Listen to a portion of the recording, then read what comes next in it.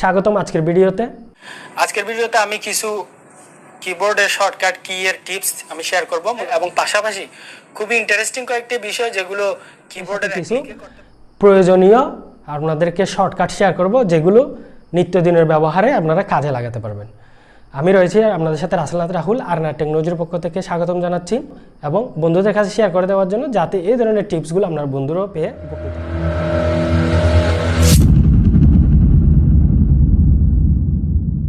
আমাদের অনেক সময় ফিজিক্যাল যেটা কিবোর্ড থাকে সেটা থাকে না, বা সেটা থাকলেও আমাদের ভিডিও বানানোর পারপোসে বা বিভিন্ন কারণে অন স্ক্রিন কিবোর্ড দরকার হয়, ভার্চুয়াল কিবোর্ড। তো এটা আমরা কিবোর্ড শর্টকাটের মাধ্যমে আনতে পারি।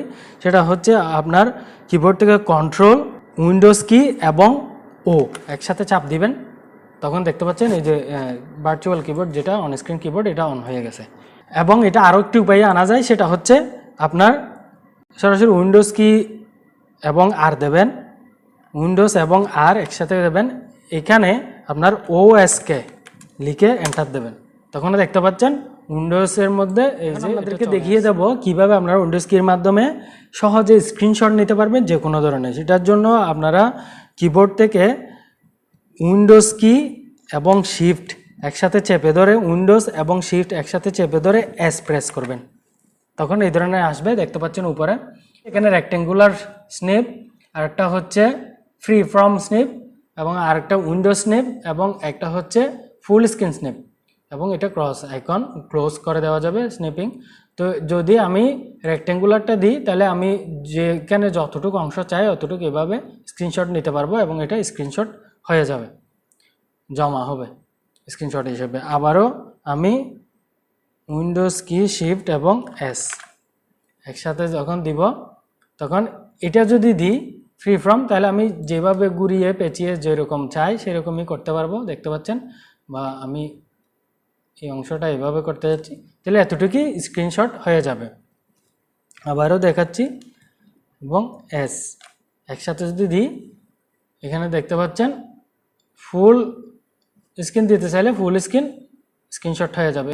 বিভিন্ন কিছু টাইপ করার জন্য বা বিভিন্ন প্রয়োজনে ইমোজি দরকার হয়, তো ইমোজি ছাড়াও আপনার সিম্বল এবং বিভিন্ন কিছু দরকার, সেগুলো আপনারা কিভাবে কিবোর্ড শর্টকাটের মাধ্যমে আনবেন সেটা দেখিয়ে দিচ্ছি। এটার জন্য আপনারা কিবোর্ড থেকে উইন্ডোজ কি এবং ডট, এখানে দেখতে পাচ্ছেন ইমোজি, কাওমোজি এবং সিম্বল তিনটাই এখানে চলে আসছে।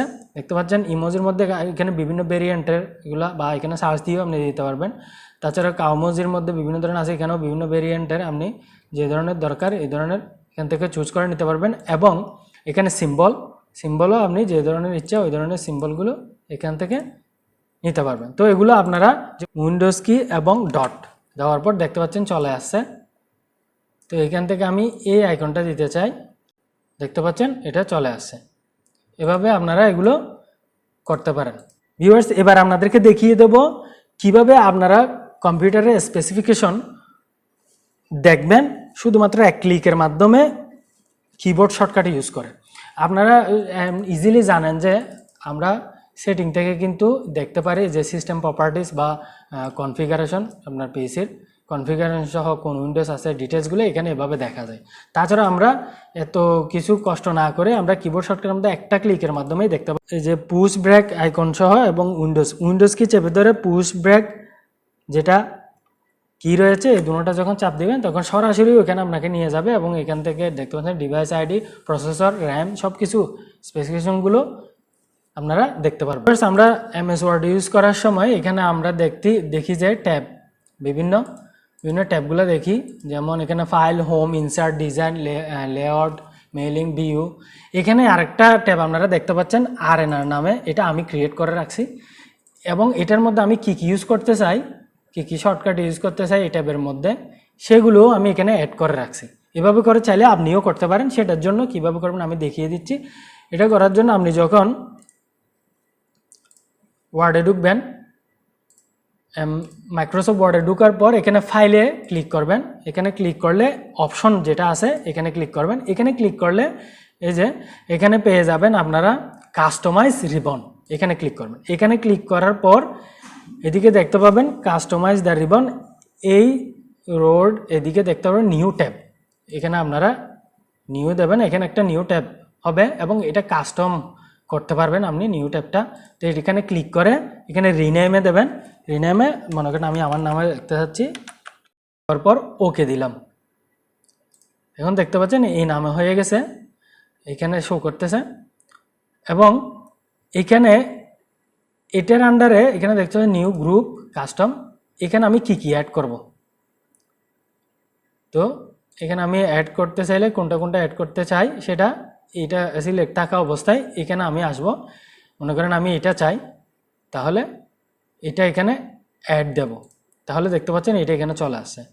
যদি আমি এটা চাই এটা অ্যাড দেব, এভাবে যেটা যেটা চাই এটা এটা অ্যাড দেব। এভাবে দেওয়ার পর এগুলো হয়ে যাবে, তখন এখানে ওকেতে দেব। এখন দেখতে পাচ্ছেন আমার নামে এখানে একটা কিন্তু ট্যাপ হয়ে গেছে এবং যা যা অ্যাড করছি তা এখানে শো করতেছে। আমার বিভিন্ন কাজে ইউজ করার জন্য যদি এখানে কাস্টমাইজ করে এরকম কিছু আমার রাখতে হয় সহজে খুঁজে পাওয়ার মতো, এভাবে আপনারা করে নিজের মতো একটা করে নিতে পারবেন ট্যাব। তাছাড়াও এটা আপনি চাইলে আবার ডিলিটও করে দিতে পারবেন। এখানে অপশনে গিয়ে আপনারা একইভাবে যাবেন কাস্টমাইজ রিবন এবং ওইটা সিলেক্ট করবেন। এটা সিলেক্ট করে আপনারা এই যে এখানে মাইনাস আইকন এটাতে যাবেন, এটা তুলে দেবেন, তাহলে কিন্তু এটা হয়ে যাচ্ছে। বা এখানে ওকেতে দেবেন, তখন আপনারা স্ক্রিনে দেখতে পাচ্ছেন একটা শর্টকাট আইকন এবং এটার উপর ক্লিক করলে কম্পিউটার কিন্তু অফ হয়ে যাচ্ছে। তো এটা কিভাবে ক্রিয়েট করে সেটা আপনাদেরকে দেখাবো। আপনারা ডেস্কটপে রাইট বাটন ক্লিক করবেন, ডেস্কটপে থাকা অবস্থায় আপনার কম্পিউটারে এখানে নোতে দেবেন। নোতে দেওয়ার পর এখানে শর্টকাট যেটা দেখতে পাবেন এখানে ক্লিক করবেন। তো একটা শর্টকাট ক্রিয়েট করার জন্য এখানে দেখতে পাচ্ছেন type the location of the item, এরকম একটা ব্ল্যাঙ্ক আছে। এখানে আপনারা লিখবেন SHUTDOWN ডট শাটডাউন লেখার পর .exe এভাবে লিখবেন। এভাবে লেখার পর একটা স্পেস দিবেন এবং স্ল্যাশ দিয়ে এস দেবেন, আবার স্পেস দিবেন, স্ল্যাশ দিয়ে এফ দেবেন, আবার স্পেস দিয়ে স্ল্যাশ দিয়ে টি দেবেন এবং স্পেস দিয়ে 00 দেওয়ার পর আপনারা নেক্সটে দেবেন। নেক্সটে দেওয়ার পর এখানে কী নাম দেবেন সেটা লিখে দিতে পারেন। তো এইটাই থাকবে শাটডাউন, শাটডাউন নামে থাকবে এবং ফিনিশ দেব। এখন দেখেন একটা শর্টকাট ক্রিয়েট হয়ে গেছে। এটার উপর যদি আমি ডবল ক্লিক করি এখন কম্পিউটার অফ হয়ে যাবে, শাটডাউন হয়ে যাবে। তো এটা সুন্দরভাবে দেখানোর জন্য এটার আমরা আইকন চেঞ্জ করে দেবো। একইভাবে রাইট বাটন ক্লিক করবো এটার উপর এবং প্রপার্টিসে ক্লিক করব। করার পর এখানে শর্টকাট দেখতে পাচ্ছেন, এটা ক্লিক থাকলে এখানে নিচে চেঞ্জ আইকন থাকবে, চেঞ্জ আইকনে ক্লিক করতে হবে এবং ওকেতে দেবো। তারপর এখানে একটা আইকন আমরা সিলেক্ট করে দেবো, এই যে শাটডাউনের আইকন দেখতে পাচ্ছেন আপনারা, এটা সিলেক্ট করে দিয়ে ওকে দিলেও এখন দেখেন আইকনটা এরকম দেখাবে। ওকে দিলে এবং ওকে দিলাম, দেখতে পাচ্ছেন শাটডাউন আইকনটা এরকম চলে আসছে। এবং এটার উপর যদি আমরা ক্লিক করি দেখতে পাচ্ছেন অফ হয়ে যাবে কম্পিউটার। কিবোর্ড শর্টকাট ব্যবহার করে আমরা কিভাবে মুখে বলে সেই লেখাগুলো টাইপ না করে অটোমেটিক টাইপিং হয়ে যাবে সেই বিষয়টি করব, দেখিয়ে দিচ্ছি। এটার জন্য মনে করেন আমি একটা ডকুমেন্টে গেলাম, এখন আমি করতে চাচ্ছি এটার জন্য কিবোর্ড থেকে আপনারা প্রেস করবেন উইন্ডোজ কি এবং এস, উইন্ডোজ কি এবং এস যখন আপনারা একসাথে প্রেস করবেন এখানে দেখতে পাচ্ছেন এরকম একটা বিষয় চলে আসছে। এবং আপনি মুখে আপনার এখানে যদি মাইক্রোফোন সাপোর্ট হয় আপনি মুখে যা বলবেন তা এখানে চলে আসবে। এখানে দেখতে পাচ্ছেন লিসেনিং আসছে, তখন যদি আপনি বলেন যা বলবেন তা কিন্তু এখানে চলে আসবে। যেমন আই এম এ টেকনোলজিস্ট, দেখতে পাচ্ছেন এইভাবে লেখা হয়ে যাবে, ইজিলি আপনি করতে পারবেন। তবে এটা বলার সময় আপনাকে একটু খেয়াল রাখতে হবে স্পেলিংগুলো যাতে শুদ্ধ হয় এবং স্পষ্ট হয়। এখন আপনাদেরকে দেখাবো ভিডিও কিভাবে আপনারা রেকর্ড করবেন উইন্ডোজের মধ্যে কোনো থার্ড পার্টি অ্যাপস ছাড়াই, শুধুমাত্র কিবোর্ড শর্টকাট ইউজ করে।